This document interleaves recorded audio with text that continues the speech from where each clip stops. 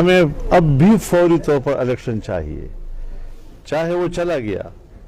اس کو ہم نے رخصت کر دیا، پھر بھی قوم کو وہ امانت واپس کرنا ہماری ذمہ داری ہے جس کے لیے ہم نے جدوجہد کی ہے۔ ہاں، اگر آپ یہ سمجھتے ہیں کہ انتخابی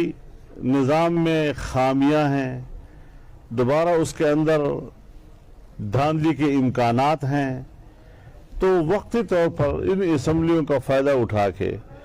آپ انتخابی اصلاحات کر لیں، کچھ اور ایسی اصلاحات جو ناگزیر ہوں، تاکہ اس گند کا صفایا ہو سکے کہ ہم گدلے پانی سے تو نکلے لیکن دوبارہ گدلے پانی میں نہ اترے بلکہ شفاف پانی میں اترے۔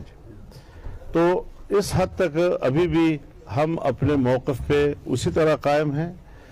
مصلحت کی بھی حد ہوتی ہے، اقتدار اور پھر اس کو لمبا کرنا اور غیر ضروری طور پر لمبا کرنا، یہ شاید جمعیت علماء اسلام کا موقف نہ ہو۔